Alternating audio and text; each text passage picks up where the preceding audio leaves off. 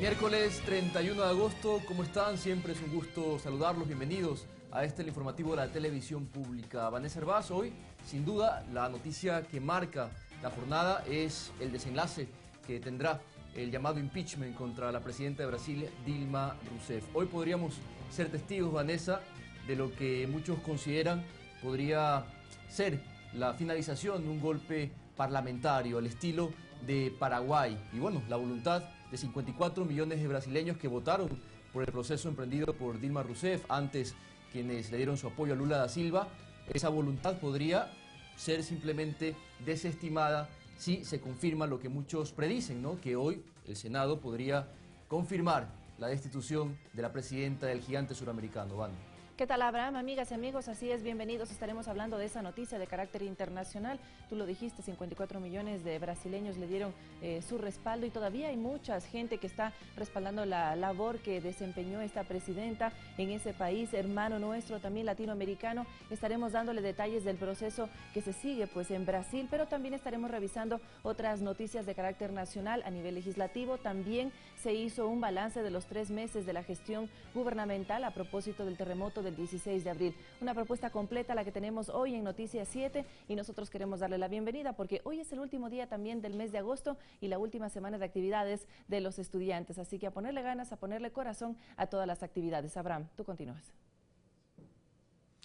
Entramos en materia entonces. En Brasil a las 11 de la mañana se iniciará la sesión al interior del Senado para terminar con la votación final que podría viabilizar la destitución de la presidenta suspendida Dilma Rousseff. Existe, como decíamos, mucha expectativa a nivel regional y bueno, en el mundo entero por los resultados que se conocerán este miércoles. En las calles la ciudadanía está movilizada en respaldo a la democracia. Veamos. Inició en Brasil el último debate al interior del Senado, donde 65 de los 81 senadores intervienen antes de la votación final que podría destituir de manera definitiva a la presidenta suspendida Dilma Rousseff. Habrá 1 hora y media para la parte acusadora y defensa. Este miércoles en la mañana podría darse la votación. Funcionarios del Partido de los Trabajadores que respaldan a Rousseff calificaron de canalla este proceso que busca separarla del poder. Canalla. Canalla.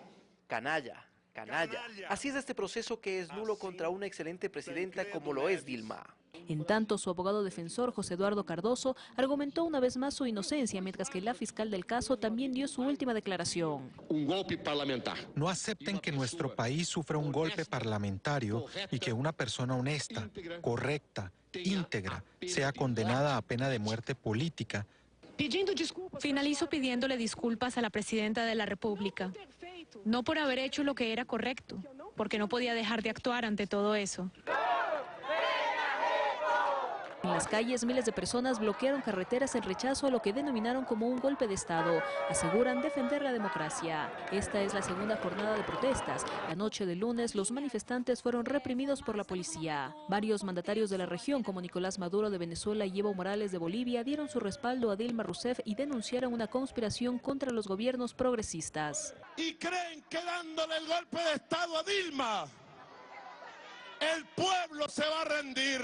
Ya no hay golpe de Estado, sino son golpes. Golpe congresal o golpe judicial, como está pasando en Brasil. Según la oposición, la presidenta suspendida Dilma Rousseff maquilló las cuentas públicas y autorizó gastos sin el aval del Parlamento. De concretarse su destitución, Rousseff estará inhabilitada políticamente por 8 años y el mandato será finalizado por Michel Temer.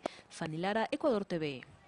Revisamos otros temas de su interés aquí en el ámbito nacional y le contamos que con el objetivo de continuar con el proceso de apoyo a la pequeña y mediana industria nacional, el presidente de la República, Rafael Correa, recorrió la fábrica de calzado Huestán. Además, participó de un almuerzo con empresarios de la CAPEIPI. Tenemos detalles. Conocer los avances en el proceso de producción de las botas bioeléctricas que se le adjudicó como parte de un proceso de compras públicas a la fábrica Huestán fue uno de los principales objetivos de la visita del presidente Rafael Correa a la planta de esta empresa nacional en Quito. Son botas de muy buena calidad, de alta resistencia, impermeables, contra choques eléctricos, con suelas muy resistentes por si hay un clavo, etcétera. Son botas industriales que antes se tenían que importar, ahora es un orgulloso producto nacional. En el año 2014 el Ecuador importó 60 millones bajo la partida arancelaria de calzado industrial, por lo que incentivar sectores productivos como este se reproduce en ahorro para el país, generación de empleo y cambio de la matriz productiva. Por eso hay que aplicar un adecuado proteccionismo, que es la estrategia con que se han desarrollado todos los países del mundo, empezando por Estados Unidos, seguido por Gran Bretaña, que cuando le convenía, libre comercio, cuando no le convenía, protegía su industria, hasta que logró la industrialización. Hemos mejorado mucho, por ejemplo, compras públicas han pasado del 18% a más del 60%. En el año 2015 se han adjudicado más de $500.000 a pequeña y mediana industria para que puedan seguir generando empleo. Posteriormente, el mandatario compartió de un almuerzo conversatorio con la Cámara de la Pequeña y Mediana Industria de Pichincha. Aquí se ratificó el compromiso de las pymes a nivel nacional a seguir trabajando por el desarrollo de la economía local. Ya estamos reinvirtiendo en nuestras propias empresas. Señor presidente, aquí en nuestra Cámara no va a encontrar empresas que tengan dineros fuera, en paraísos fiscales. Reinvertimos. El presidente comprometió una vez más el respaldo del gobierno nacional. Así que tengan todo el apoyo del gobierno nacional para que sea primero lo nuestro, compañeros. Y destacó el papel fundamental que tiene este sector en el desarrollo del país. No hay país que se haya desarrollado, ¿no?, sin esas pequeñas, medianas industrias, esa historia de emprendimiento y de ahí pasar a la gran industria. Por ello, las políticas públicas apuntan a preferir lo nuestro y a proteger estas cadenas productivas. Las empresas públicas, las instituciones públicas tienen la orden de comprar nacional. Sabemos lo que es el desarrollo. César García, Ecuador TV. Son las 6 de la mañana, 36 minutos. Más de $400.000 devolvió el Servicio de Rentas Internas por el impuesto al valor agregado acumulado desde mayo a través de las cuentas de dinero electrónico. Beneficio que obtendrán quienes se suscriban hasta este 31 de agosto. Suárez es analista de sistemas. Cuenta que todos los gastos de su hogar los realiza a través de dinero electrónico, como pagos de servicios básicos, recargas de celular y transferencias. Es muchísimo más fácil porque incluso es mucho más seguro. Explica que en la devolución del IVA por consumos con tarjeta de crédito y débito, que es de 1%, y en pagos con dinero electrónico el 4%, le han acreditado en promedio $30. Sería un desperdicio para las personas que no abran una cuenta porque obviamente van a tener un monto considerable. Como él, quienes abran una cuenta de dinero electrónico a través del asterisco 153 numeral podrán recibir el IVA acumulado entre mayo y agosto de sus gastos con medios electrónicos. Ya se han devuelto más de $447.000 en un total de 220.000 acreditaciones, más de 220.000 acreditaciones. Hasta el 29 de agosto se reportaron 173.305 personas que se suscribieron a efectivo desde Mi Celular. Las provincias que registran mayor aperturas de cuentas son Pichincha, Guayas y Manabí. A criterio de la ciudadanía, esta iniciativa es beneficiosa. Y los que ocupamos tarjetas de crédito o dinero electrónico, esperemos que nos ayude ese dinero. Es excelente, pero habría que hacer el trámite. A partir del 1 de septiembre, quienes abran su cuenta bajo esta modalidad de pago se beneficiarán con la devolución del IVA desde la fecha de apertura. Olga Velasco, Ecuador TV. Carlos Bernal, secretario técnico para la reconstrucción, presentó ante la Asamblea Nacional un informe sobre las acciones desarrolladas en favor de los damnificados en los 3 meses posteriores al terremoto del 16 de abril. Carlos Bernal, secretario para la reconstrucción, detalló en el Pleno del Legislativo las acciones desarrolladas para atender la emergencia después del terremoto del 16 de abril, pero también para avanzar en la reactivación productiva en las zonas afectadas. El informe, con corte al 15 de agosto, indica que en los días posteriores al fenómeno natural se registraron 4.859 atenciones médicas, se entregó 1.110.710 kits de alimentos y 720.625 litros de agua potable. Bernal indicó que desde abril se han registrado más de 2.000 réplicas, un factor que todavía determina la presencia de muchas familias en los 25 albergues habilitados. Hoy tenemos cerca de 8.300 personas. Nuestra estrategia es justamente que todos pleguen a los incentivos. Se refiere a la entrega de bonos. Según datos del Comité de la Reconstrucción, se han entregado 12.939 bonos de acogida, 1.578 bonos de alquiler y 21.133 bonos de alimentación. En educación, hasta el 4 de julio, se logró que 5.000 estudiantes reinicien sus actividades con la construcción de 26 unidades educativas provisionales. En vivienda están en ejecución 18 proyectos habitacionales con un total de 7.000 hogares y se entregaron 33.000 bonos para reparación, construcción en terreno propio y construcción en terreno urbanizado. Fausto Herrera, ministro de Finanzas, indicó que se determinaron 3 fuentes para solventar la reconstrucción: la ley de solidaridad, los créditos de contingencia y las fuentes propias del presupuesto general del Estado. Estado. La ley de solidaridad, con estas cuentas ha asignado 325 millones de dólares y financiamiento de ingresos propios del presupuesto general del Estado, aquí está incluyendo también los créditos de contingencia, son 563 millones de dólares. Hasta el momento están asignados 888 millones de dólares, de los cuales están devengados 182 millones, es decir, el 21%. Un balance completo según el asambleísta Virgilio Hernández, que no deja dudas sobre la gestión del gobierno. Demuestra de manera fehaciente que los recursos utilizados de la Ley de Solidaridad han sido invertidos para el objetivo de la ley.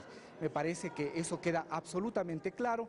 Mientras que otros, como Antonio Pozo, indicaron que realizarán un análisis más profundo de los datos presentados. Yo al menos voy a dedicarme a investigar, voy a ir a las provincias de Manabí y Esmeraldas. El terremoto dejó como saldo 671 personas fallecidas y 231 desaparecidos. Vanessa Hervás, Ecuador TV.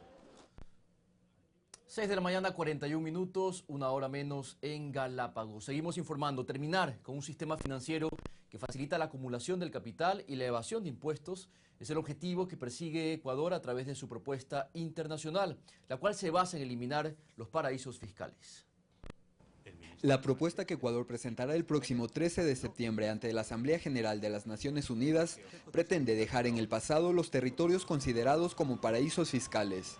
Perjudican sobre todo a los estados en desarrollo al no pagar impuestos. Para Susana Ruiz, quien es responsable de justicia fiscal del Comité de Oxford de Ayuda contra el Hambre, Oxfam, los paraísos fiscales se han convertido en los lugares donde reposan millones de dólares de todo el mundo, producto de fraudes fiscales. Son capitales que no están contribuyendo a reactivar la economía real, tan solo benefician a una élite, a una minoría.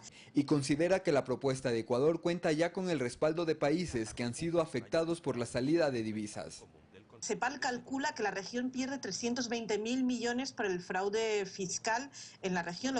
Esta posición es compartida por el embajador de Ecuador ante la ONU, Horacio Sevilla, quien asegura que el cuerpo diplomático de nuestro país ya ha adelantado conversaciones. Hay mucho interés, como digo, especialmente en aquellos países que constituyen el grupo de los 77, aquellos países que constituyen el grupo de países no alineados. Si la propuesta de Ecuador logra el beneplácito de los países miembros de la ONU, esto significaría un cambio en el orden mundial, asegura Ruiz. Para poder poner en marcha las reformas necesarias hay que reequilibrar el poder, es decir, quién toma las decisiones. Un territorio adopta la denominación de paraíso fiscal cuando exime del pago de impuestos a extranjeros que mantienen cuentas bancarias o constituyen sociedades en dicho lugar. Rodrigo Galvez, Ecuador TV. Y el próximo jueves el Pleno del Legislativo debatirá en primera instancia el proyecto de ley reformatoria a la seguridad social de Fuerzas Armadas y Policía Nacional. La propuesta a criterio del gobierno busca corregir inequidades al interior de la fuerza pública.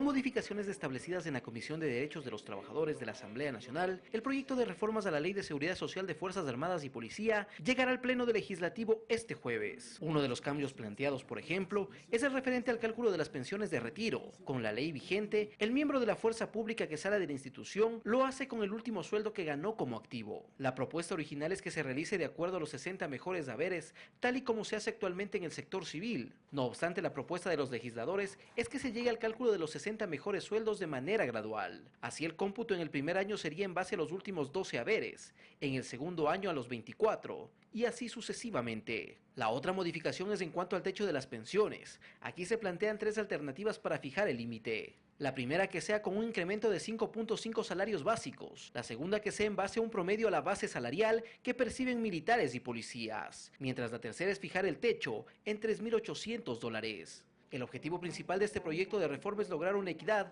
tanto al interior de las Fuerzas Armadas como en la Policía Nacional. Alex Llanos, Ecuador TV. Un grupo de jubilados civiles cuestionan que militares en servicio pasivo, especialmente altos oficiales, cobren mensualmente más de $4.000 por concepto de pensiones jubilares. Lo vemos. Imelda Saltos, Jorge Lozada y Teresa Muñoz son 3 jubilados quienes forman parte de un grupo de ayuda para las personas de la tercera edad. Aseguran que aportaron lo que manda la ley al Seguro Social. Con 31 años de aportaciones me jubilé. Trabajé en una empresa de camisas de hombre. Yo aporté como unos 30 años al IES. Yo 25 años. No temen decir cuánto ganan mensualmente de pensión y peor, sobre lo que recibieron como cesantía. Recibí $20. Ahora, como yo no miento, cojo $741. Unos $30. Ahora mi sueldo es de $600. $40 de cesantía. Los tres ciudadanos mostraron su asombro al saber la cesantía con la que se retira un general, así como el salario que recibe mensualmente por pasar al servicio pasivo. Sí, así es, las injusticias de la vida. Eso debería modificar el gobierno. Salen con cantidad de dinero. Para entender un poco más el malestar de estas personas, veamos algunos ejemplos. El contraalmirante Livio Lenin Espinosa salió de la Marina en el año 2009. Por concepto de cesantía, recibió $129.451. Al momento tiene una pensión mensual de $4.409. El general de brigada Wagner Bravo salió del ejército en 2014. Recibió de cesantía $173.774. Su pensión mensual es de $4.497. Por su parte, el general Luis Ernesto González pasó a servicio pasivo en el 2012. Su pensión mensual es de $4.892 y su cesantía fue de $200.160. Los militares han tenido cuantas prebendas, ahora están descontentos porque ya este presidente les ha disminuido. Y aseguran que es una injusticia que protesten los militares en servicio pasivo, pues ellos con más años de aportaciones no reciben ni el 20% de lo que percibe un oficial retirado. José Luis Quinteros, Ecuador TV.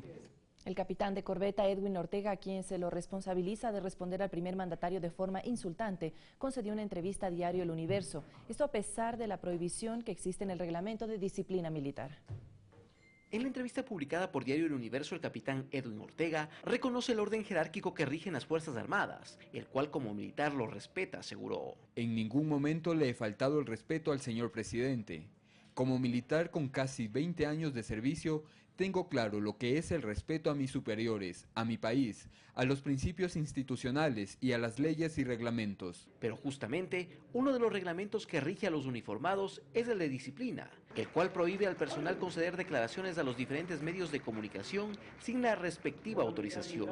Algo que Ortega habría pasado por alto al momento de conceder la entrevista al Universo. Para el analista político Edgar Alan García, esta sería una inobservancia adicional dentro del comportamiento del mencionado oficial. Saltándose todas las jerarquías, violando todos los reglamentos internos de las Fuerzas Armadas, además. Y es que el capitán de corbeta Edwin Ortega fue señalado de ser el responsable de la respuesta vía correo electrónico calificada como insultante desde el Ejecutivo, y por lo cual se presentó la respectiva queja. Él respondió a una carta respetuosa que el presidente de la República le envió a los militares. Dicha acción fue resuelta por un Consejo de Disciplina Militar, cuyos 5 integrantes inadmitieron el recurso por considerar que no existió irrespeto a un superior, debido a que el presidente de la República no es militar. Que han considerado que al presidente se lo puede ofender, se lo puede insultar, se le puede decir lo que sea, y no importa. Tomando en cuenta que está sublevándose contra el señor presidente de la República, que es el comandante en jefe. Actualmente la resolución quedó sin efecto debido a la acción de protección interpuesta por el jefe de Estado en contra de los miembros del Consejo. La audiencia quedó fijada para este miércoles a las 15 horas, una vez que el recurso fue admitido a trámite por la jueza de la Unidad Civil de Guayaquil, Alexandra Pérez. Alex Llanos, Ecuador TV. 6 de la mañana, 49 minutos, Vane, y es momento de hacer una pausa. Pero ya viene Diego Valencia con los deportes y todos los detalles de lo que será mañana el encuentro deportivo de fútbol entre nuestra selección y el combinado de Brasil. Así que quédese con nosotros, esto es Noticias 7.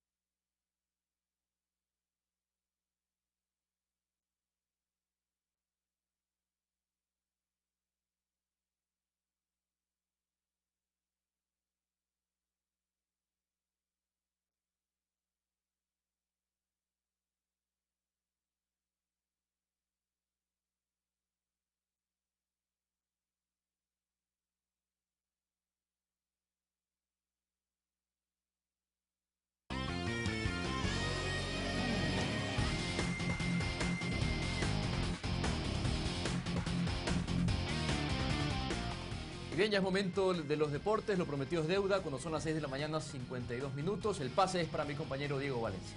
La recetamos de pecho, la bajamos al pie derecho y rematamos directo al pórtico.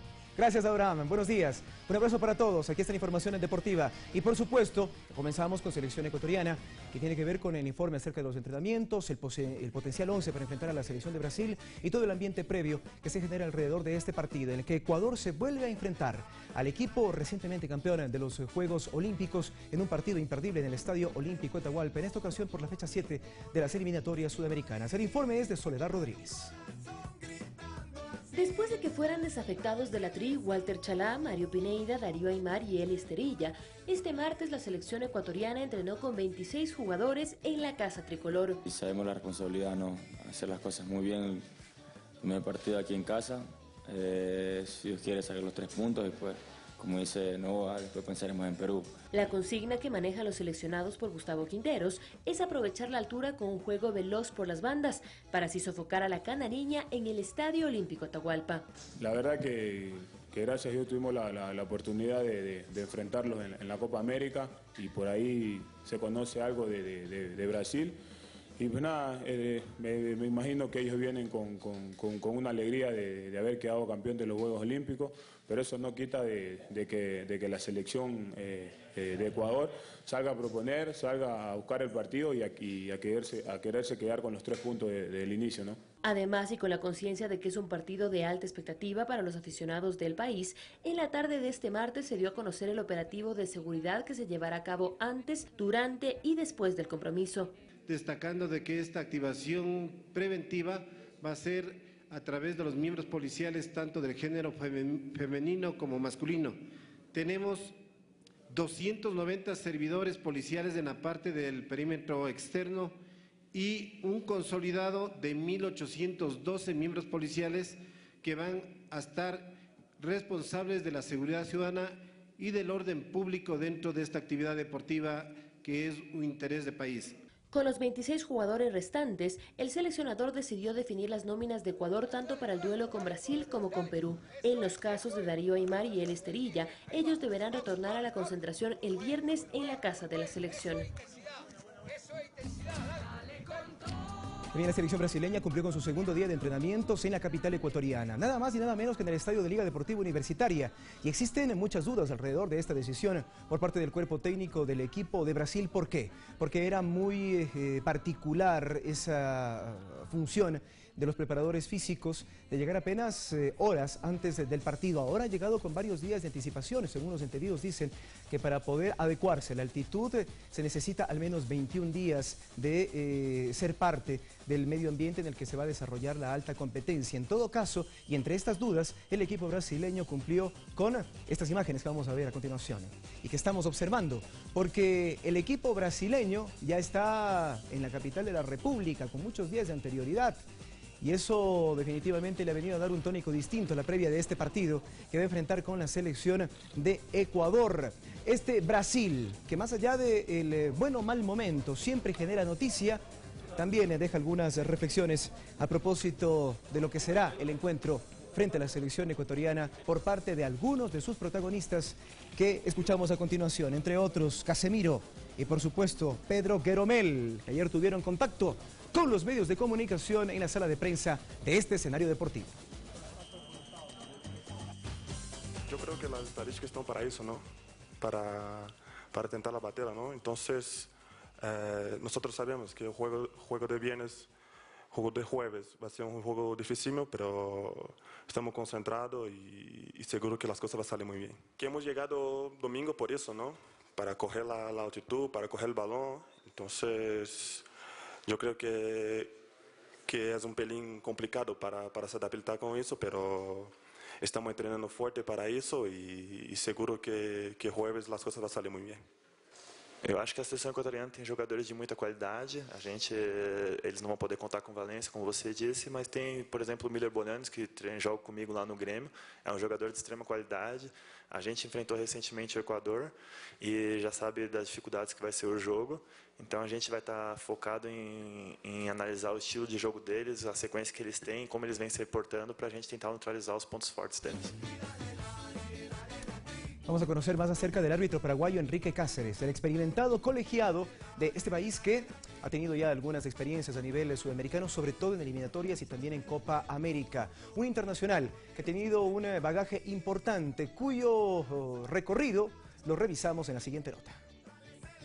La Federación Internacional de Fútbol Asociado FIFA confirmó las ternas de árbitros designadas para la 7ª fecha del proceso eliminatorio en Sudamérica, camino al Mundial de Rusia 2018. El compromiso entre Ecuador y Brasil, que se jugará este jueves desde las 16 horas en Quito, tendrá terna de árbitros de nacionalidad paraguaya. Enrique Cáceres será el central. Asistente 1, Eduardo Cardoso. Asistente 2, Milciades Saldívar. Y el cuarto árbitro, Mario Díaz Vivar. Enrique Patricio Cáceres nació el 20 de marzo de 1974. Es árbitro con categoría FIFA desde el año 2010. Hizo su debut en la Copa Sudamericana en 2010. Además cuenta con participaciones en Copa América Argentina 2011, Copa Libertadores 2011, Copa Libertadores 2013, Copa Libertadores 2014, Copa América de Chile 2015 y la Copa América Centenario 2016. Tiene un total de 197 partidos dirigidos, mostrando 964 tarjetas amarillas y 68 cartulinas rojas. Enrique Cáceres será el árbitro del partido entre Ecuador y Brasil. Y de cara a la siguiente ronda de las eliminatorias, Felipao, nuestro principal referente en delantera, sobre todo por él. Momento que con ciertos altibajos se está enfrentando en Valencia, seguramente será titular en el partido frente a la selección de Brasil. Y en este perfil vamos a conocer más acerca de su carrera, cómo ha evolucionado. Desde que apareció en el Rocafuerte de segunda categoría en Guayaquil, un equipo de formación de deportistas de forma integral, tanto en el aspecto profesional como humano, pasando inmediato al fútbol europeo y recalando finalmente en el Español de España, donde es uno de sus hijos más mimados. Más de Felipao a continuación en esta nota especial que hemos preparado para ustedes, siendo parte de este ambiente tan especial también que propone el Ecuador-Brasil.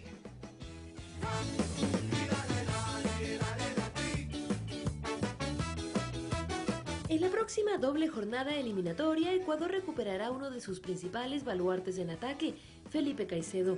El delantero guayaquileño de 27 años y 1,85 m de estatura es el máximo goleador de Ecuador en las clasificatorias sudamericanas rumbo a Rusia 2018, con 4 dianas anotadas. Sin embargo, y después de haber sido ausencia en la Copa América Centenario por problemas musculares, hoy el aficionado y el cuerpo técnico tricolor ansían su llegada para evaluarlo junto al combinado de todos y considerarlo en el complejo enfrentamiento ante la pentacampeona Brasil. Después de haber sido parte de clubes como el Rocafuerte de Ecuador en su etapa formativa y en primera división del Basilea de Suiza, Manchester City de Inglaterra, Sporting Club de Portugal, Málaga y Levante de España, así como de Lokomotiv de Moscú y el Al Jazeera de Emiratos Árabes Unidos, en la actualidad Felipao milita en el club español del país ibérico, donde ha alcanzado un total de 22 goles en 73 partidos disputados con su plantel desde el 2014 que fichó. Su principal fortaleza es la potencia que tiene en combinación con su habilidad para manejar el esférico, iniciando de espaldas al arco y hacia dentro del área.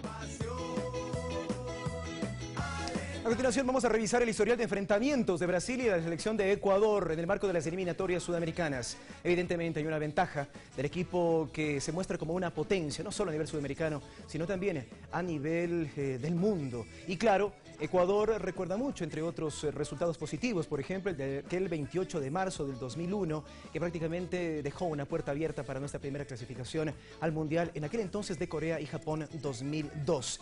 Este partido, entre otros, los revisamos en este historial de enfrentamientos entre la selección de Brasil y la ecuatoriana. Varios son los formatos con los que históricamente se han disputado las eliminatorias sudamericanas, camino a alguna cita mundialista. El vigente formato de todos contra todos comenzó previo al Mundial de Francia 1998. Desde ahí hasta la actualidad, Ecuador y Brasil se han enfrentado en 6 ocasiones. Se registran 3 victorias para Brasil, 2 para Ecuador y un empate, marcando 8 goles los brasileros, mientras que Ecuador solo pudo anotar en 3 ocasiones.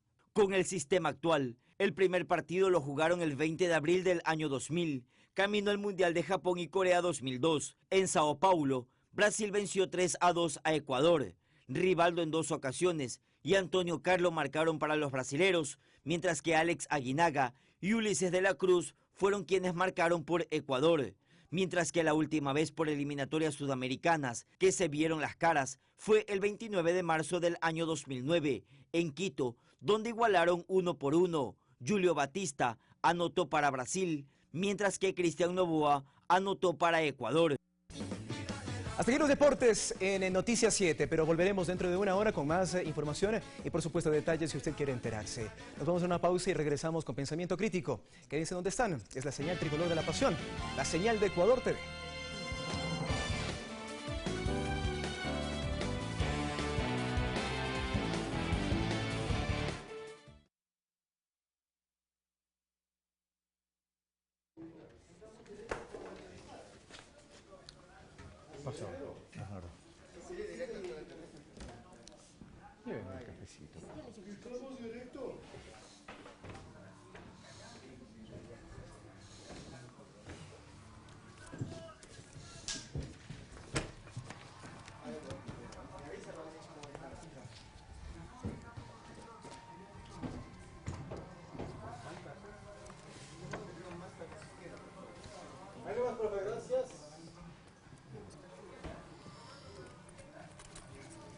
¿Cuándo aprobó eso el presidente ayer? ¿Ah? Lo del impuesto mínimo, ¿cuándo lo aprobó? El lunes. O sea, no se ha dado a conocer. No, lo que pasa es que la asamblea tiene, eso es un tema que está en la asamblea, lo coordinamos con la mesa. Pero la asamblea ya lo aprobó. Ayer el informe en segundo debate. ¿A qué hora fue eso? Terminó como a las 8 de la noche. Pero Patricio Rivera no estaba enterado. ¿Por qué?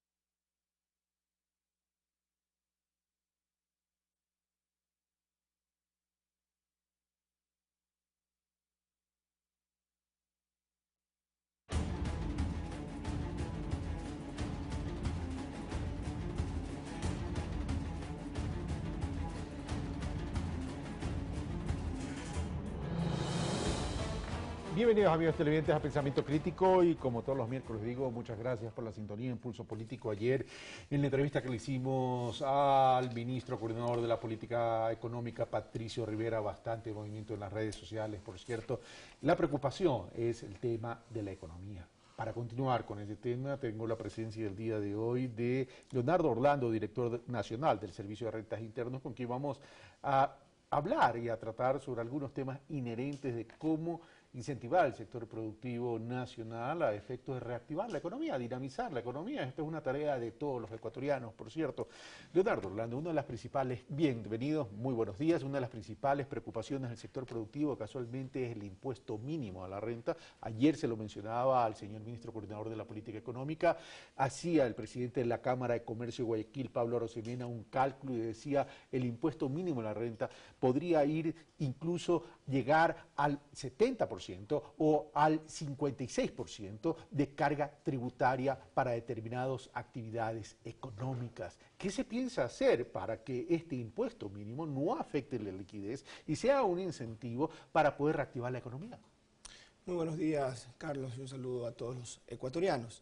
El día de ayer, en horas de la tarde y noche, la Comisión de Régimen Económico aprobó ya el informe para segundo debate. Está convocado el Pleno de la Asamblea para la votación del proyecto de ley de incentivos tributarios para varios sectores productivos para el día viernes. El gobierno coincide con los elementos incorporados en este proyecto de ley inclusive respecto de una propuesta sobre el impuesto mínimo, el anticipo o impuesto mínimo, que se pueda devolver ya no una vez cada 3 años, sino cada año, si se demuestra y se justifica ante el Servicio de Rentas Internas que ha habido una afectación en la actividad económica y se devolvería el exceso sobre... El exceso cobrado. El exceso que supere el tipo impositivo promedio. Se mantiene el concepto de anticipo mínimo, pero por ejemplo, este año 2015, en el ejercicio fiscal 2015, el promedio general, el tipo impositivo general de los contribuyentes promedio fue de 1.5%. Si un contribuyente por algunas circunstancias tiene un tipo impositivo efectivo con el impuesto mínimo de 3 puntos, por algunas circunstancias excepcionales, generalmente por las fórmulas, por los coeficientes, da en la mayoría de los contribuyentes entre el 1 y 1.2%, pero hay situaciones de excepción en que a veces supera el 2%. Ese exceso, en el ejemplo hipotético de que se mantenga el tipo promedio general en 1.5, en el ejemplo que puse de 3%, se le devolvería el 1.5%, se le devolvería el exceso. Okay. Ahora, ¿cuándo se devolvería? Usted, Leonardo Orlando me dice, ya no hay que esperar 3 años, ahora se devuelve anualmente, pero esta reforma sería aplicada ya para el ejercicio 2016, en otras palabras, el 2016 ya ha corrido, he pagado impuesto mínimo, pero tengo que declarar mi ejercicio fiscal en abril del próximo año, en 2017. ¿Ya funciona para este ejercicio? Funciona en la ley tributaria, la vigencia de las leyes, tratándose en este caso de impuestos anuales. El impuesto a la renta rige a partir del año siguiente, es decir, que este cambio aplicaría para el ejercicio fiscal 2017. Las cuotas del anticipo se pagan en julio y septiembre, en este caso se calculan desde el mes de abril del 2017, pero en la liquidación del año 2016 todavía rigen las reglas actuales. Ya, pero el tema es que necesitamos medidas de corto plazo para reactivar la economía y el sector productivo dice, esto me está afectando la liquidez. Mientras tanto, ¿cómo atender esa preocupación para que podamos todos reactivar como responsables todos los ecuatorianos ese sector productivo que genera empleo y que dinamiza y genera crecimiento en la economía? Bueno, en este caso se han atendido varios pedidos de sectores que han sido afectados, se han atendido con una exoneración del anticipo, también se ha implementado la facilidad de pago con un sistema mucho más ágil y flexible. En efecto, la facilidad de pago tienen intereses, pero uno de los planteamientos es poderlo pagar en 6 meses, realmente se podría pagar incluso ya una vez que se liquida el impuesto en marzo o en abril, dependiendo si es persona natural o persona jurídica, podría incluso pedir una facilidad hasta 2 años sin ningún tipo de garantía. En efecto, sí hay los intereses porque la ley solo puede permitir exonerar intereses cuando hay un proyecto específico como hubo el año anterior de la ley de remisión o amnistía. En este caso también hay un importante incentivo a todos los contribuyentes, personas naturales o empresas, personas jurídicas, que tengan transacciones con dinero electrónico. Cada vez se están sumando más empresas al dinero electrónico. Todas las transacciones de venta, como todas las transacciones de compras, de costos y gastos, el anticipo tiene 4 variables: activos, patrimonio, ingresos, costos y gastos. En las variables del ingreso, todas las transacciones con dinero electrónico se pueden excluir de la fórmula y todas las transacciones también de pago, de compras, de costos y gastos también se pueden excluir de la fórmula de cálculo de anticipo. Esto es un beneficio temporal que va a estar vigente por el plazo máximo de 3 años y sí, ya en las empresas, en la forma de cálculo que lo harán a partir del mes de marzo o abril del próximo año, ya pueden excluir esas operaciones. Así que si hay incentivos, estamos promoviendo también el uso de efectivo desde el celular para que se beneficien todos los ciudadanos con la devolución del IVA y también las empresas con la disminución o rebaja en el anticipo. Ya vamos a hablar del dinero electrónico, terminemos con el tema del impuesto mínimo. Lo que me acaba de anunciar el director nacional del Servicio de Rentas Internas en relación al impuesto mínimo es un tema transversal para todo, igual para todo, o para determinados sectores hay un tratamiento especial en términos de lo que me acaba de explicar que se puede devolver anualmente el impuesto mínimo. No, el impuesto mínimo se devolvería anualmente para todos los contribuyentes. En el proyecto hay un tema específico que se atiende, al igual que en su momento se atendió la lógica del sector productivo agropecuario. Los terrenos en los productores agropecuarios se excluyen de la fórmula de cálculo. También desde el Código Monetario, está vigente desde el año 2015, los proyectos inmobiliarios de vivienda de interés social también excluyen los terrenos, y en el caso del transporte se están excluyendo las unidades de transporte por ser una actividad, la de transporte, que depende en gran medida de un solo tipo de activo. También tenemos importantes beneficios que se han ido incorporando. En el caso del Código de la Producción, exonera a las empresas nuevas hasta por 5 años, y en la Ley Orgánica de Incentivos a la Producción del 2014, que rige del 2015, todas las inversiones nuevas se excluyen de los activos, de los costos y gastos y del patrimonio, para que no haya ningún desincentivo a invertir en activos productivos por el tema del anticipo. Terminemos con este tema. El tema ahora, vamos al tema de la exoneración o de la posibilidad de deducción del tema de la medicina prepagada. Pero esa propuesta que hace el Ejecutivo y que hace el Servicio de Rentas Internos y que está considerado para el segundo debate también, no es un juramento a la bandera, considerando que las ventas se han disminuido y que ha habido una reducción de costos y gastos en las empresas producto de la coyuntura económica, y en ese sentido va a ser bien difícil que puedan reactivar un tema de contratar medicina prepagada para el 100% de sus empleados para luego deducirlo cuando eso afecta a liquidez mensual. Ya hoy hay múltiples beneficios que las empresas aplican a sus trabajadores. Respecto del tema de las ventas, nosotros vemos ya una recuperación, notamos signos de recuperación en la economía en este segundo semestre. Esperamos que también en la recaudación se vayan reflejando, y en el caso concreto de las empresas tenemos que pensar que la política tributaria rige no solo para el corto plazo, sino para el medio y largo plazo, y en este caso es una propuesta que tiene un incentivo tributario que pretende cubrir otro aspecto de la política pública, que es tener una mayor cobertura y también contribuir a una mayor sostenibilidad en la prestación del servicio de la salud a todos los ecuatorianos. Como ustedes conocen, todos los ecuatorianos, ningún gobierno como el actual ha invertido en salud, en educación, y la oferta de servicios públicos en salud, la ampliación de la infraestructura, hospitales más profesionales, no tiene precedentes, pero también ha hecho que la demanda crezca sustancialmente. O sea, la medida pasa por eliminar la carga de la seguridad social, es decir, seguridad social, en vez de pagar toda la cuenta, paga solamente el deducible de la medicina prepagada, el coaseguro, etcétera, etcétera, y no pagues todo. ¿Pasa por ahí? Bueno, nosotros vamos a seguir, el Instituto Ecuatoriano de Seguridad Social, el Ministerio de Salud Pública va a seguir ofertando los servicios. Pero hoy hay cerca de 1 millón de ecuatorianos que están cubiertos por servicios de medicina prepagada o seguros médicos. Y hemos visto que sí hay una importante respuesta en 3 de cada 4 personas que tienen este tipo de seguros médicos está acudiendo al sector privado. Un menor crecimiento en la demanda de la prestación de los servicios públicos de salud hará que se tenga más oportunidad, y que esa capacidad instalada del sector privado, que tanto se reclama la participación del sector privado, hay hospitales y clínicas privadas, hay centros médicos, hay profesionales que no ingresan necesariamente al servicio público cuando terminan su profesión. Pero habría que ver si ese 1.400.000 que dice Leonardo Orlando están agrupados en empresas o son particulares. Pero pasemos a otros temas. Usted dice las ventas están comenzando a mejorar, pero lo cierto es, señor director, que la recaudación del IVA, considerando el incremento del 2%, ha disminuido 2%.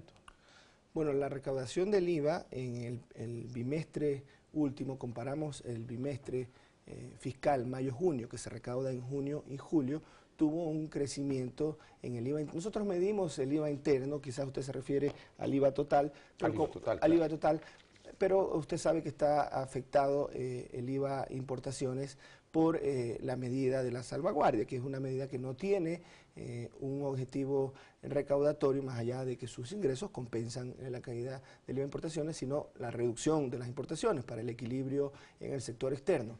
En este contexto, en los primeros meses del año 2015 no habían las salvaguardias, sí las hubo a partir de marzo, entonces no son meses comparables en el periodo acumulado. Pero nosotros ya vemos que en el IVA interno tuvimos un crecimiento, aislando el efecto de la remisión tributaria que aplicó el año anterior, del 8% en el mes de junio, que se refleja en las ventas de mayo, y si comparamos el periodo acumulado, tenemos el menor decrecimiento de los primeros 7 meses del año. ¿Por qué comparamos el bimestre fiscal mayo-junio, que se refleja en junio y julio? Porque siempre que hay, o muchas ocasiones que hay un cambio de tarifa, hay un adelantamiento de las compras. Y ese fenómeno pasó en el mes de mayo antes que rija el incremento temporal de 2 puntos del IVA.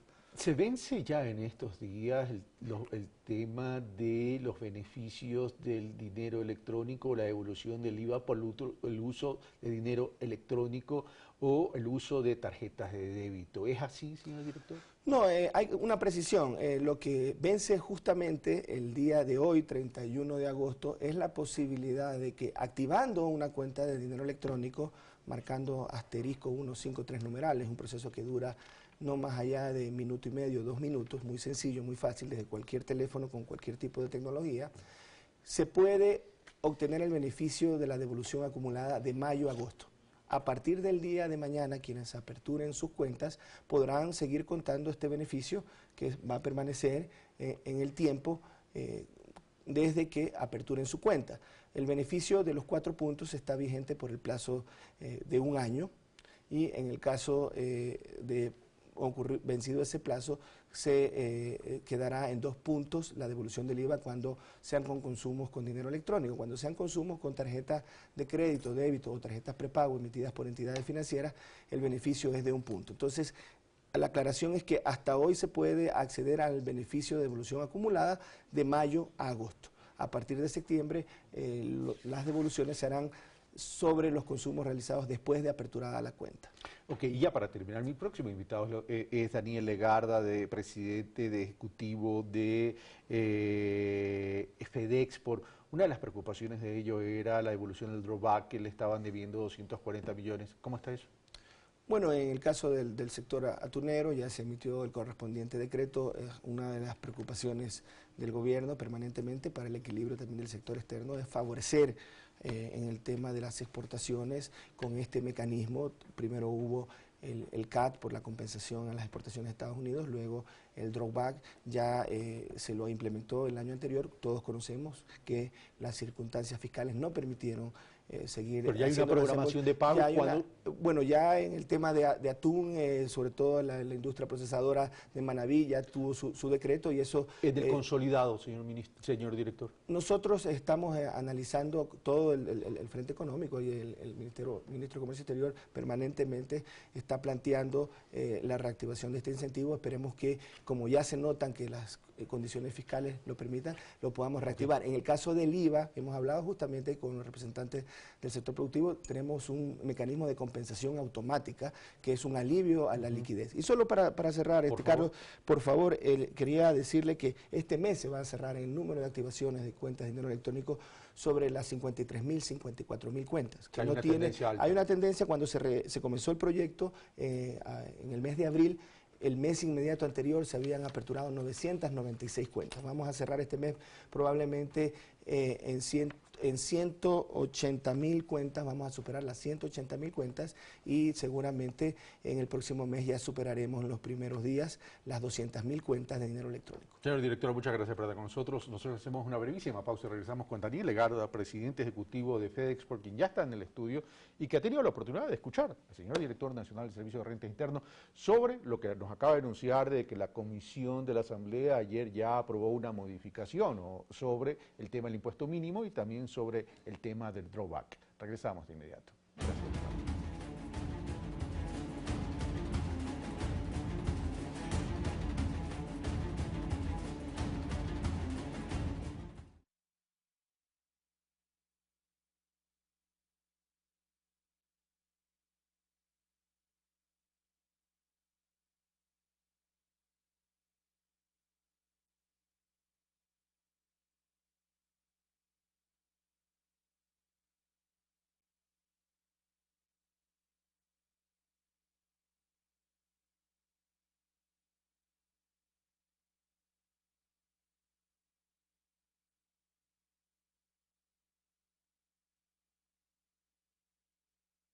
el 5.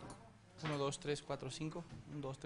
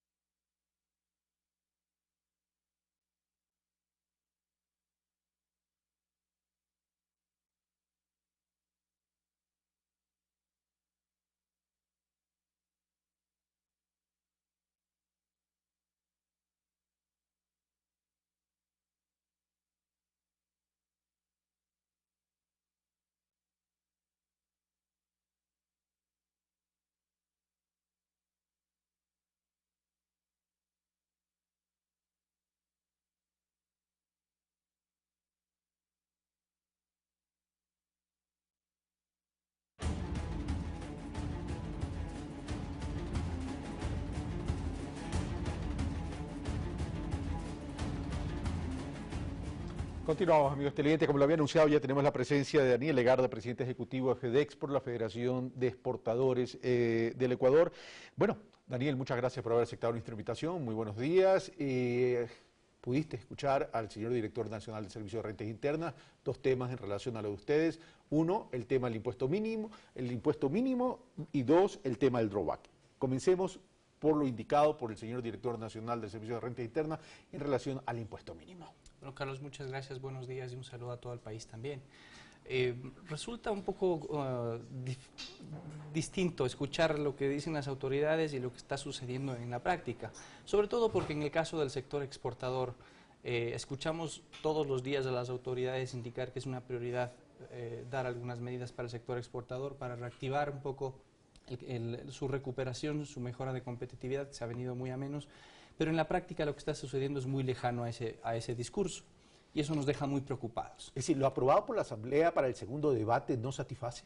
En absoluto. Eso para el sector exportador ayudará en muy poco o casi nada. Lo único que básicamente se ha tomado en cuenta es la devolución de una parte del impuesto mínimo como tal, que no deja de ser algo positivo. Pero el principal problema que aqueja hoy en día a las empresas exportadoras es la falta de liquidez. Y esa falta de liquidez no se corrige con la devolución del impuesto mínimo, sino con la reducción de lo que yo tengo que desembolsar como empresa por efectos del anticipo del impuesto a la renta.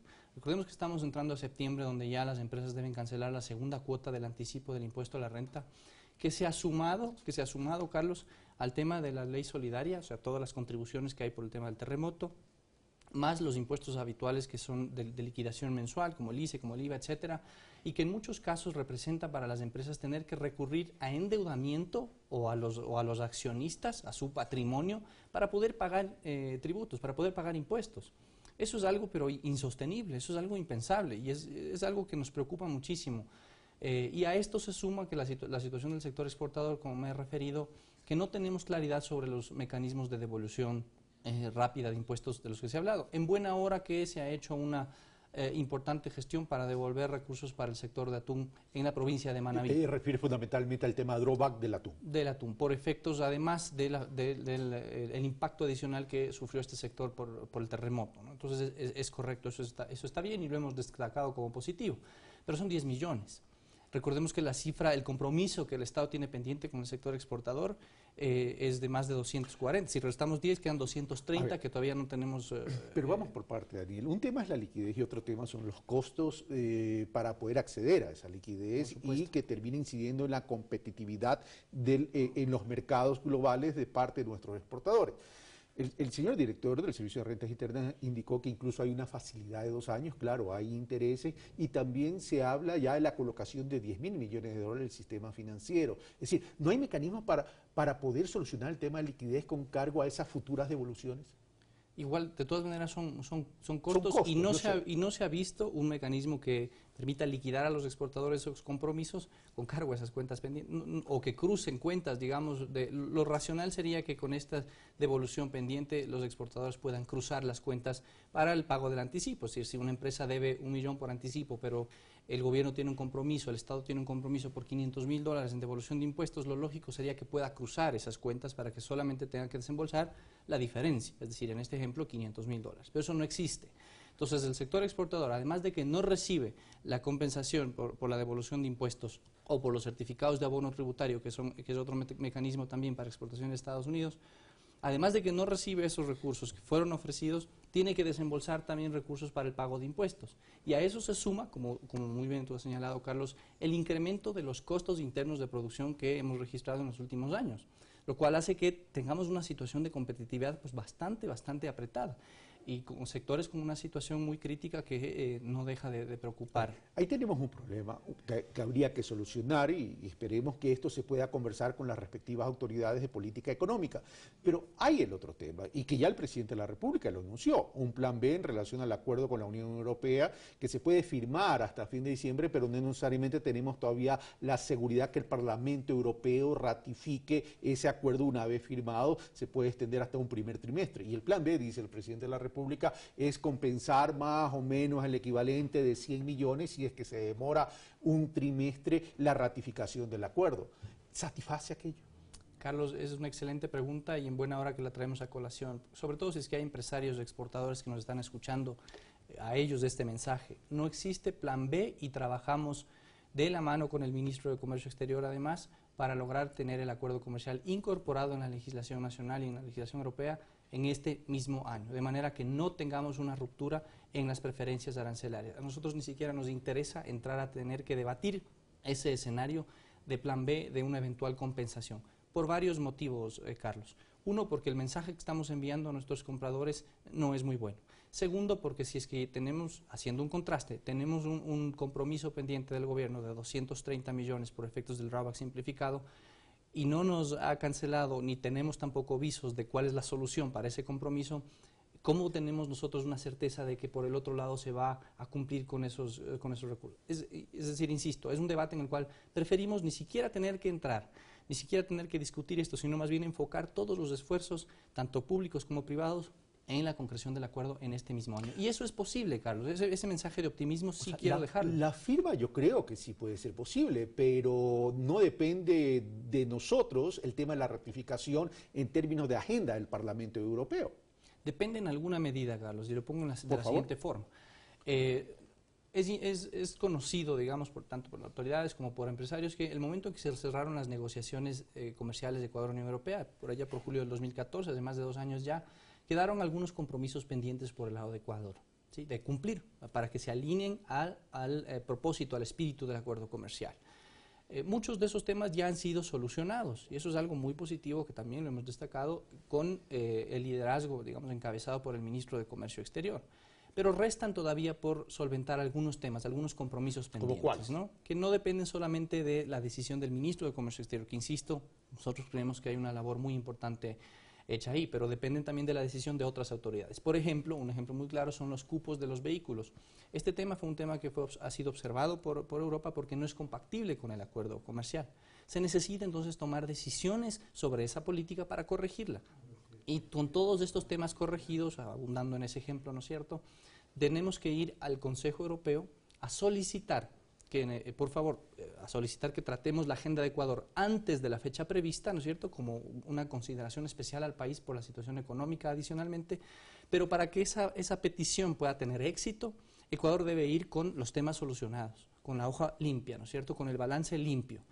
Si es que nosotros vamos a solicitar, a realizar esta solicitud para adelantar el tratamiento de la agenda, pero no hemos solucionado todos los temas, entonces vamos a tener mucha menos probabilidad de tener éxito en esa petición. Entonces, insisto, nosotros creemos que podemos cerrarlo en este mismo año, hacer que se incorpore el acuerdo en este mismo año, pero dependemos de nosotros mismos, en gran medida. Una buena parte corresponde a la misma gestión que nuestro país debe hacer casa adentro en corregir estos problemas. Y de ahí el llamado a que, si bien, insisto, el proceso, la cabeza visible del proceso es el ministro de Comercio Exterior y todo su equipo, hacer un llamado a otras autoridades, como por ejemplo el ministro de Política Económica, que tienen que también tomar decisiones para limpiar, como yo he dicho, esta hoja de medidas e ir con un expediente limpio para que la solicitud de adelantar la agenda de adhesión de Ecuador tenga éxito. Daniel Legarda, presidente ejecutivo de FedExport, muchas gracias. Muchísimas gracias. Bueno, vamos a hacer un corte, sigan en sintonía de Ecuador TV, que venimos con más información y noticias.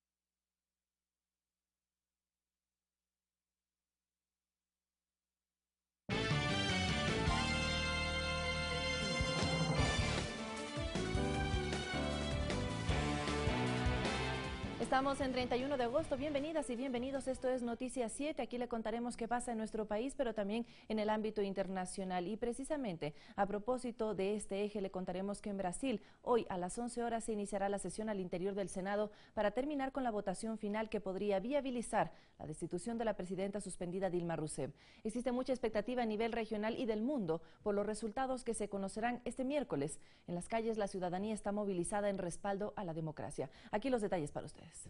Inició en Brasil el último debate al interior del Senado, donde 65 de los 81 senadores intervienen antes de la votación final que podría destituir de manera definitiva a la presidenta suspendida Dilma Rousseff. Habrá 1 hora y media para la parte acusadora y defensa. Este miércoles en la mañana podría darse la votación. Funcionarios del Partido de los Trabajadores que respaldan a Rousseff calificaron de canalla a este proceso que busca separarla del poder. ¡Canalla! ¡Canalla! ¡Canalla! Canalla. Así es este proceso que es nulo contra una excelente presidenta como lo es Dilma.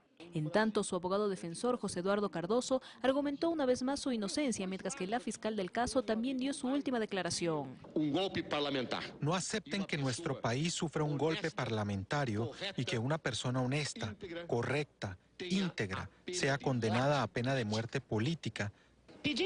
Finalizo pidiéndole disculpas a la presidenta de la República, no por haber hecho lo que era correcto, porque no podía dejar de actuar ante todo eso.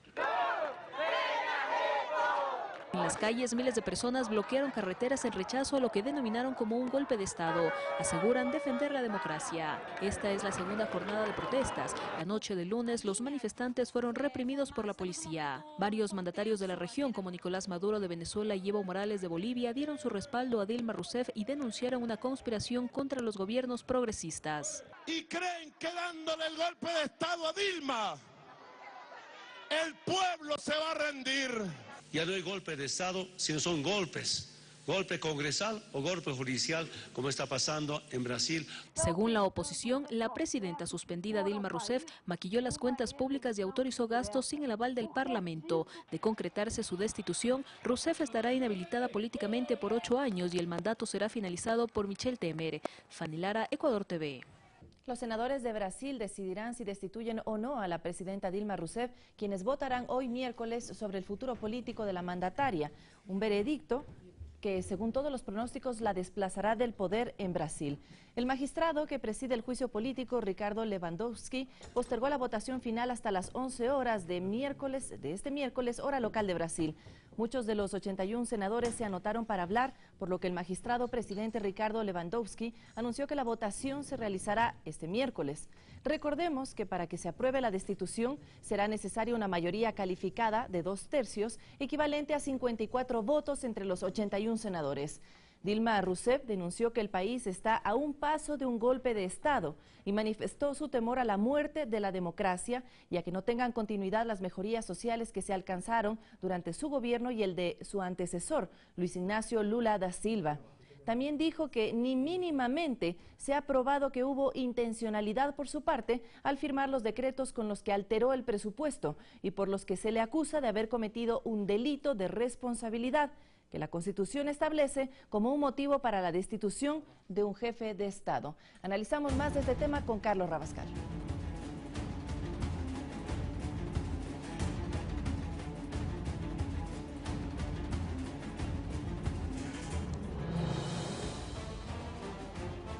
Bueno, continuamos con Pensamiento Crítico. En Brasil se están viviendo momentos de incertidumbre, momentos de angustia, diría yo, en la vida política y que evidentemente también tienen efecto en la región, en Latinoamérica y el Caribe y en el mundo entero. Brasil es un país importante, es el país más grande de Sudamérica, marca por sí solo una hoja de ruta, un peso específico dentro de la geopolítica.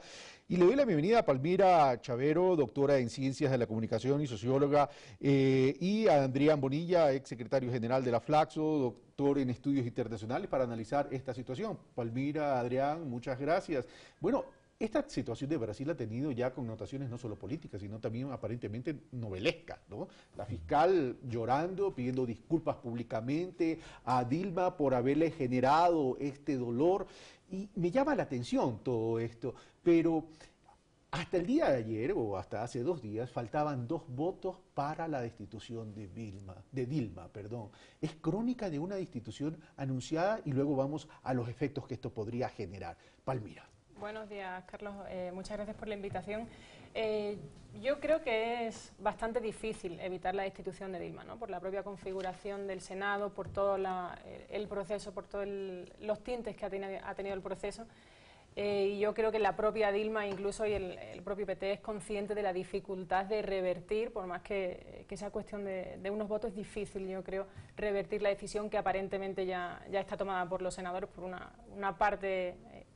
Recordemos que los senadores en realidad son una parte mínima, ¿no?, con respecto a toda la población, y si hubiese una posibilidad de revertir o de que Dilma saliese bien parada, digamos, de esta situación, probablemente no se hubiese dado todo este proceso, ¿no? O sea, el impeachment realmente no empieza en 2015 con el levantamiento de todo, empieza ya mucho antes, digamos. No es la primera vez que se intenta derrocar al PT en Brasil, y entonces yo creo que sí, que aparentemente es una muerte, es la crónica de una muerte anunciada. Y bueno, después, si quiere, volvemos un poco por el tema de la espectacularización y todo el tinte novelesco, ¿no? Tenemos tiempo para tratar todo este tinte novelesco, pero el efecto de una destitución de Dilma Rousseff, por los argumentos que mencionan, que dicen es el mal uso de dinero que estaba dentro del presupuesto, pero parecería que no se está midiendo con la misma vara, independientemente que pueda estar en la Constitución de Brasil, porque otros presidentes anteriores también han hecho lo mismo, y no es que ha habido apropiación de fondos, sino redireccionamientos de fondos. Adrián.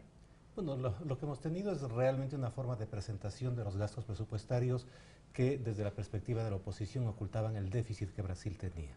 Se trata de un evento político antes que de un evento jurídico, y el evento político es la destitución de Dilma porque causas constitucionales o legales no son muy sólidas. La destitución de Dilma en un contexto de crisis económica que tiene que ver con la recesión brasileña, que tiene que ver con una crisis económica global que golpeó fuertemente a Sudamérica y particularmente a las economías más grandes de Sudamérica, entre ellas Brasil. La destitución parece irreversible y el escenario inmediatamente futuro es el de un ajuste estructural en estilo liberal, parecido al estilo del que Macri implementó en Argentina, que todavía no ha sido implementado en Brasil porque el proceso político no ha concluido. Pero hay una diferencia, Adrián, te interrumpo. Macri por lo menos tuvo la legitimidad de los votos.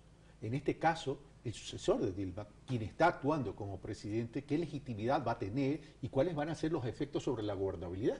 La legitimidad es muy débil, la del nuevo gobierno. El gobierno de Dilma no era en los últimos momentos un gobierno popular, era un gobierno que había caído mucho en la popularidad de la población. Pero este gobierno, el de Temer, es aún menos popular.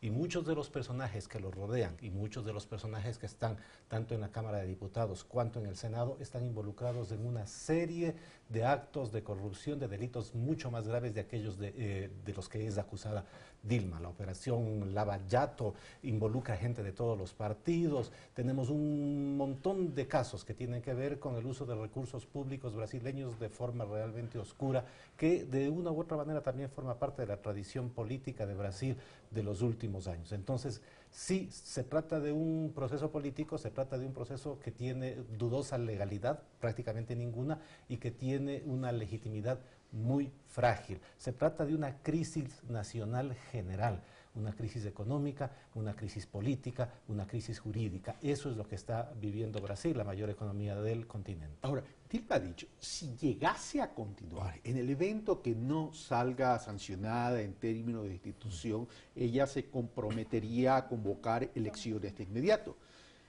El presidente sucesor y en actual ejercicio, ¿no debería hacer lo mismo? Bueno, ahí entramos un poco en la brecha que habitualmente existe entre lo que debería y lo que realmente en la práctica se da, ¿no? Por un lado, yo creo que esta propuesta de Dilma es un poco, responde al intento desesperado de saber que es muy difícil que se revierta la situación, entonces se compromete un poco una muestra de su compromiso con la democracia, ¿no? Siguiendo un poco su discurso. Y Temer debería hacer lo mismo, siendo coherentes políticamente y si realmente mirases a la ciudadanía, deberías convocar elecciones, ¿no? Pero Ojo, no estamos en ese proceso. ¿Yo por qué menciono esto? Menciono esto no por el tema de obligar o que el otro se vea obligado a seguir lo que ya prometió Dilma Rousseff, sino a lo que me refiero es casualmente a lo que dice Adrián Monilla, es decir, los ajustes liberales que se pueden dar en medio de un ambiente de ingobernabilidad y falta de credibilidad por todo este entorno de corrupción. Lo mejor es que sea un nuevo gobierno elegido por el pueblo ecuatoriano brasileño, para que tenga legitimidad sobre las medidas que tengan que tomar. Claro, pero eso es un indicador precisamente de que Temer, el presidente en funciones, digamos, no tiene la legitimidad, no tiene el respaldo popular, no se atreve a convocar porque sabe que así probablemente no tendría el apoyo que necesita para formar gobierno, mientras que dentro del Congreso sí tiene ese apoyo porque si se vota mayoría y la mayoría decide destituir a Dilma es que él sí cuenta con ese apoyo, ¿no? Entonces yo creo que es un indicador, un síntoma de que en efecto no cuenta con ese respaldo popular, pero yo creo que hay que poner bien claro que se trata, o sea, decimos permanentemente es un juicio político, pero yo creo que analizándolo un poco así, digamos, diseccionándolo, hay que poner muy en claro. Es un juicio político que se está juzgando en territorio político, pero en términos jurídicos. Es decir, hay una confusión que obviamente es intencional y no es casual, por confundir y por mezclar todo el proceso, ¿no? Y al final esto te lleva a cómo se generan los discursos y a cómo se está... Movida política al amparo de la Constitución. Eso termina siendo a la hora del té. Pero insistamos en el ambiente que hay en Brasil. Hay un ambiente fracturado, hay un ambiente de escepticismo en cuanto al futuro de Brasil, pero hay un ambiente de mucho ruido político. Si esto es un movimiento político amparado o maquillado en la Constitución de Brasil, ¿el tema pasa por Dilma o el tema pasa por las futuras elecciones y evitar de que Lula sea candidato? Bueno, la posibilidad de futuras elecciones existe de todas maneras, lo quiera o no convocar Temer, porque es un escenario posible es que este gobierno resulte tan impráctico, ¿sí? con tan poca legitimidad que efectivamente tengan que volver a convocarse elecciones si es que la insatisfacción social y política sigue en efervescencia en Brasil. Pero Brasil es una sociedad compleja, es un país gigantesco, con muchos partidos políticos. Hay 3, 4 grandes partidos políticos. Uno de ellos es, por ejemplo, el PNMDB, el del vicepresidente Temer, que ha gobernado con varios presidentes de distintas ideologías y nunca ha ganado una elección. Pero Temer era el binomio del PT. Y el PMDB estuvo apoyando al PT durante la época en que le convino.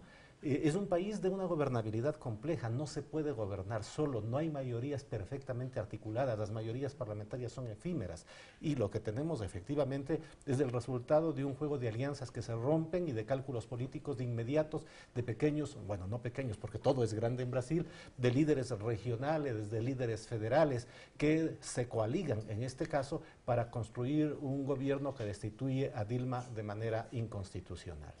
Y en el caso de Lula, que te decía, el movimiento político para impedir una eventual participación de Lula en las próximas elecciones. Eso es evidente, eso existe. Lula, a pesar de todo, de las acusaciones que él ha tenido que sufrir, de la capacidad que él ha tenido para poder formar o resistir la propia dispersión del partido, sigue siendo el político más popular de Brasil.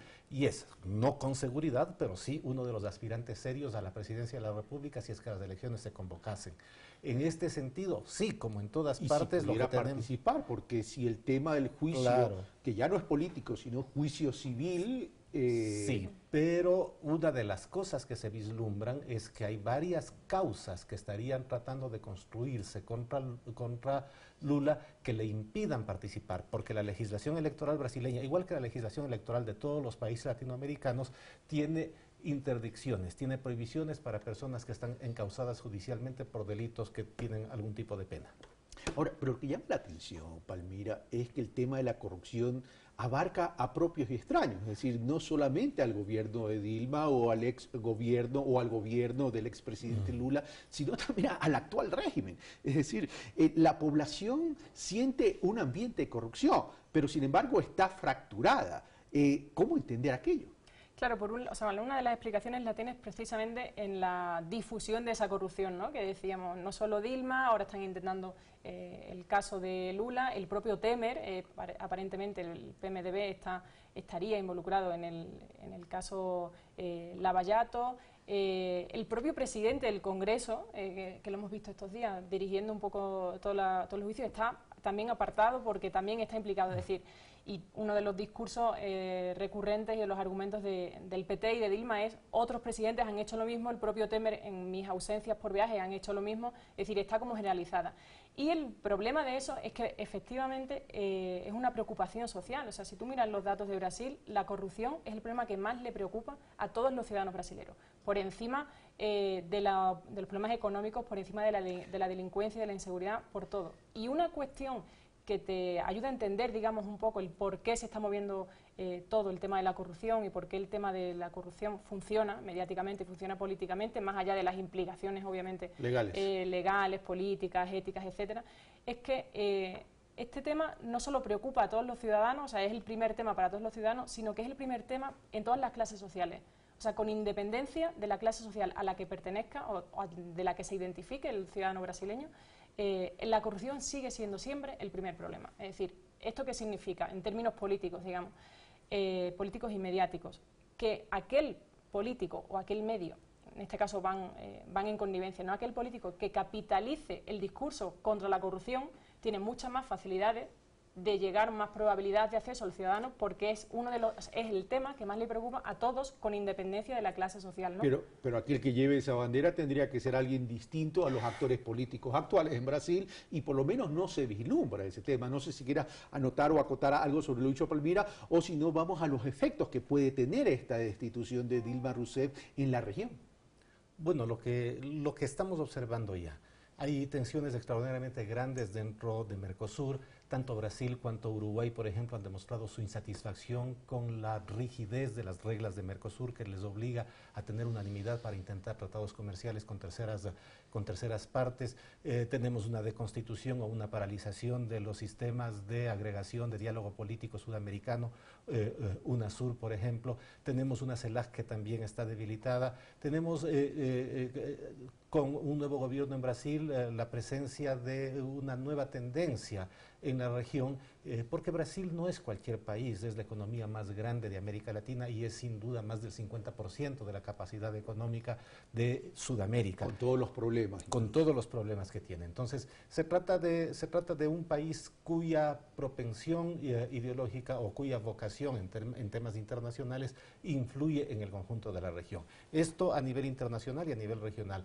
En la escena doméstica brasileña lo que vamos a observar es un ajuste bastante fuerte, porque en este año se está calculando un decrecimiento del 3% del Producto Interno Bruto, una economía que sigue en recesión, un real que sigue cayendo y en donde no hay otra salida en la lógica liberal que no sea tener un ajuste para tratar de encontrar recursos fiscales que en estos momentos no existen con las normas actualmente existentes. Dos inquietudes. De acuerdo a lo que dice Adrián, la integración cada día está más lejos en Latinoamérica. Con una nota al pie de página. Por favor. Los nuevos regionalismos latinoamericanos en rigor no fueron sistemas de integración. No hay integración posible si no hay integración económica y ni UNASUR, por ejemplo, ni CELAC se propusieron jamás integración económica. Es decir, me refería a la aspiración de la integración para ser correctamente apropiado con la necesidad de la integración latinoamericana. La aspiración cada día está más lejos, sigue estando en el sueño de Bolívar. Ahora, pero este tema de la realidad económica de Brasil termina siendo una bomba de tiempo, Palmira. Claro, indudablemente, es una bomba de tiempo para el país, para el principal país de América Latina, para el propio ciudadano, ¿no? Y al final porque además que el indicador de haber revertido, mejor dicho, de haber migrado gente de la pobreza, esto tranquilamente es fácilmente revertible por el tema de ingresos. Ese es uno de los dramas del regreso de los regímenes liberales a los países en América Latina, ¿no? Que lo que ha tardado décadas en construirse, ¿no? Digamos que los 40 millones de ciudadanos brasileños que han salido de la pobreza han tardado, gracias a las políticas de los últimos 13 años, eso no se revierte en 13 años, se revierte en nada, en 0, ¿no? Digamos, en un tiempo muy breve. Y eso es lo que estamos viendo un poco en todos los países, en muchos países de América Latina en los que está llegando la derecha, ¿no? Miremos a Argentina un poco, ¿qué está haciendo Macri? O sea, en menos de un año los datos son aterradores, ¿no? Es decir, todas las conquistas sociales y todo el bienestar económico, los avances en el bienestar económico que se han conseguido para todas las capas sociales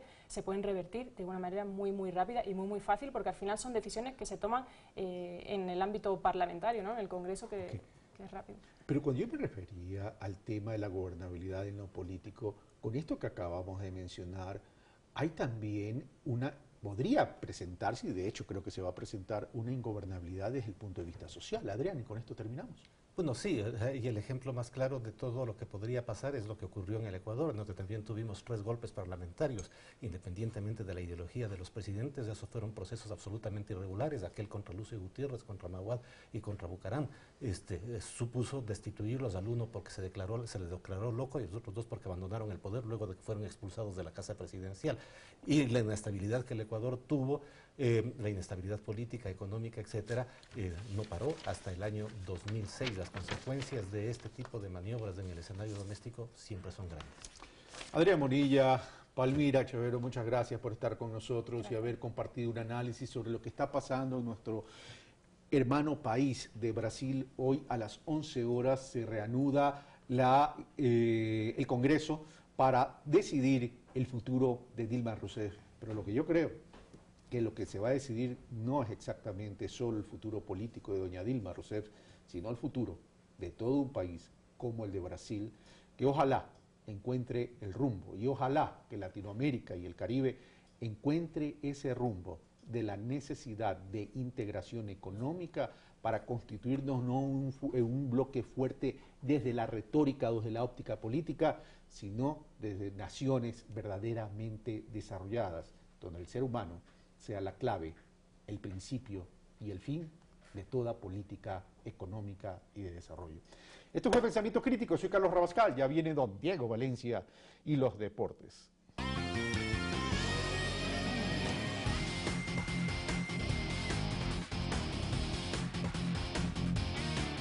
Muchas gracias, Carlos. Buenos días para usted y para todos. Bienvenidos a la información deportiva en este segundo segmento de deportes de Noticias 7. Tenemos información acerca de la selección ecuatoriana, por supuesto, porque se va a medir con la selección de Brasil, una potencia a nivel mundial y sobre todo a nivel sudamericano. Aquí están las novedades del equipo tricolor. Pongan atención, señores, porque la Federación Ecuatoriana de Fútbol envió un comunicado en el que dio a conocer que 4 integrantes de la nómina regresarán a sus clubes por decisión del técnico Gustavo Quinteros. Ellos son Walter Chalá, Mario Pineida, estos nombres ya se conocían a la altura de la tarde, ayer, y a esta pareja se une la de Darío Aymar y Eli Esterilla. Reiteramos, Chalá, Pineida, Aymar y Esterilla dejaron la concentración y en el caso de los dos primeros, el cuerpo médico envió un comunicado a sus clubes, ya que estos jugadores ni siquiera participaron de la práctica por diferentes dolencias de quienes hemos manifestado. Aymar y Esterilla volverán al grupo tricolor el próximo viernes para el siguiente partido de la selección,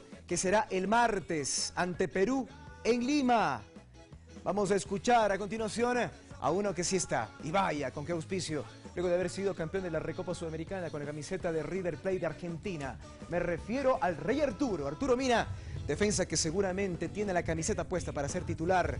Mañana, sí señores, mañana 1 de septiembre, Ecuador enfrenta a la selección de Brasil en el Estadio Olímpico Atahualpa a partir de las 16 horas. Estoy tranquilo nuevamente acá en mi país y bueno, más que todo acá venía a representar a mi selección y no, tranquilo, a venir a hacer las cosas de la mejor manera, ¿no? Muy buena campaña con River en este primer mes allá. Sí, gracias a Dios se están dando las cosas, creo que ha sido una campaña excelente y bueno, hay que seguir haciendo las cosas de la mejor manera. En menos de 2 meses, vicecampeón de América, campeón de la Recopa, Arturito, ¿ah? Sí, seguro, creo que por ahí se escapó la Libertadores, pero bueno, la Recopa la pudimos conseguir, gracias a Dios, ¿no? ¿Qué objetivos con la selección, Arturo? Bueno, creo que los objetivos son grandes, creo que primeramente hay que sumar los mayores puntos que sea para poder clasificar a Sobre Brasil y Perú, ¿qué piensa Arturo, los dos partidos? Difícil, ¿no? Creo que es muy difícil, ahora sí lo hemos enfrentado a Perú también y bueno, sabemos los rivales que vamos a enfrentar, ¿no? Arturo siendo titular en la selección ecuatoriana de fútbol, Arturo, la Copa Centenario, todos los partidos lo jugó. Eso dice de que a lo mejor con Brasil y con Perú vuelva a repetir la campaña. No, hay que esperar, ¿no? Hay que esperar la decisión del profe, lo que él diga, creo que eso se decidirá, ¿no? Usted parece como un titular inamovible. Falta saber quién lo puede acompañar en el fondo, Arturo. Y de las novedades de la selección ecuatoriana nos pasamos a la vereda de enfrente para averiguar cómo está la salud del equipo brasileño. Decíamos en el primer segmento, nos ha llamado a muchos la atención de que hayan llegado con varios días de anterioridad a la capital ecuatoriana en medio de la altitud, 2.800 metros sobre el nivel del mar, para buscar ciertas adecuaciones, sobre todo en el aspecto físico. Pero ¿qué dice Tite, el director técnico de la selección, acerca de este y otros temas, sobre todo el deportivo, armando su equipo para enfrentar a la selección ecuatoriana? Lo averiguamos a continuación. Eu digo assim, é perder, pressionar para retomar a posse de bola rapidamente. E segundo, quando tu retomas a posse de bola, tu também dos teus companheiros rapidamente posicionar para poder jogar, né? Gosto de manter posse de bola e esse é um dos treinamentos que te permite isso. O segundo treinamento de bola parada é um treinamento posicional e não de marcação individual e que ele precisa ser constantemente colocado. Y Sociedad Deportiva Aucas, dicen, está más vivo que nunca. Ahora con la contratación de Gustavo El Potro Figueroa como el asistente técnico de el Piripi Osma. Dicen algunos, es una estrategia para tratar de acercarse un poco a la hinchada por parte de la administración del club encabezada por Danny Walker. Otros dicen, en cambio, que llega para poder contribuir con su profesionalismo en el aspecto deportivo de este Aucas que busca salvar la categoría. La palabra de El Potro en su retorno al ídolo es lo que tenemos ahora. Potro Figueroa es algo importante, hemos venido hablando ya mucho tiempo y justo en el día de su cumpleaños número 38, como todos quisiéramos que tenga 8 años menos, se está incorporando al club como asistente técnico. Le quiero dar la más cordial bienvenida, le quiero felicitar por esa decisión de regresar a su casa. Aquí todos sabemos que es su casa, la hinchada lo quiere, la gente lo quiere. E hizo cosas grandes para el Aucas, entonces la verdad quiero darle la más cordial bienvenida al Potrito, Gustavo Figueroa, que lo conozco hace muchísimo tiempo.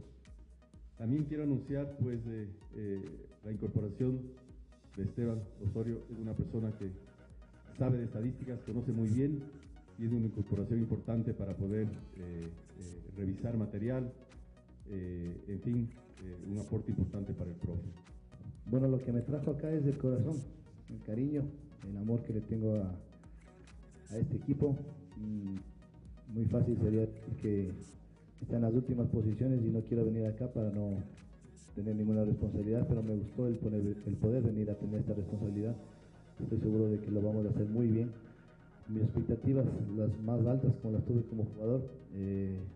Yo lo único que quiero ahorita, por ejemplo, es ser asistente lo que más pueda, el mayor tiempo posible, con Armando, para poder aprender, para poder tener, ser un técnico distinto, tener muchas cosas distintas de los entrenadores ecuatorianos. El asunto es las estadísticas principalmente para el rendimiento del equipo en sí, como por ejemplo en qué zonas de calor se concentra más en la cancha el juego, dónde se monopoliza. Entonces esas situaciones me encargo yo y va directamente para el mejoramiento del equipo. Vamos ahora con los Juegos Paralímpicos que se desarrollarán entre el 7 y el 18 de septiembre de este año. Pero antes de ir con lo que sucedió ayer en cuanto al Ministerio del Deporte y la despedida de nuestros deportistas, vamos con imágenes exclusivas acerca de lo que sucedió ayer en Brasil. El lanzamiento del nuevo video, la canción de los Juegos Paralímpicos, que nada más y nada menos la ha producido, la ha escrito y hasta la canta este señor que está en sus pantallas. Ronaldinho Gaúcho, el mítico volante ofensivo Ronaldo de Assis Moreira, mejor conocido como Ronaldinho. Ahora con 36 años y sin equipo, decidió dejar de lado un tanto el fútbol y emprender en la carrera completamente distinta, la musical. Él es quien ha producido, ha escrito y hasta canta la canción de los Juegos Paralímpicos 2016. Das ondas, inverno e não quebro, bato de frente, não vim pra ser galho, eu sou a semente. Tempo ruim tá bom, tempo bom tá ruim. Seja do asfalto ou da favela, mando um salve, vou pra galera. Me joguei no flow, quando vi já fui. Sou guerreiro, voador, vencedor das ondas. Sou guerreiro, voador, vencedor das ondas. Buena hora por Ronaldinho, haciendo algo productivo en su tiempo libre. Vamos ahora con la despedida de los deportistas ecuatorianos, quienes estarán en estos Juegos Paralímpicos de Río de Janeiro 2016. En la siguiente nota veremos, entre otros, al ministro del Deporte, Javier Enderica, y también a Ronnie Santos, uno de los deportistas que forman parte de esta delegación de 5 representantes que en diferentes disciplinas estarán del 7 al 18 de septiembre, como lo hemos dicho, en los Juegos Olímpicos para personas con discapacidad. Manifestaba que uno siente el orgullo que cuando uno era deportista, ¿no? Sentir que ahora están viajando los mejores deportistas del mundo a los Juegos Paralímpicos, el haber puesto un plan a la par, al mismo nivel de un deportista convencional, un deportista paralímpico, sin hacer exclusiones, sino más bien incluyendo a todos nuestros deportistas.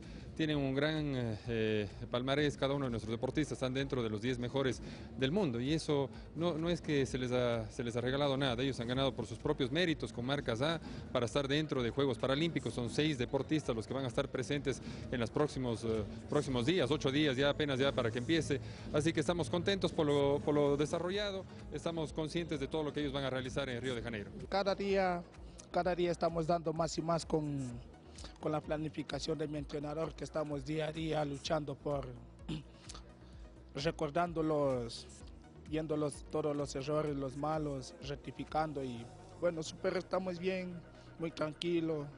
Vamos a ver qué pasa ahí en los juegos, a dar todo por cada uno de nosotros, dar todo, dejar el nombre en alto y sentirme muy orgulloso y representar a mi Ecuador entero.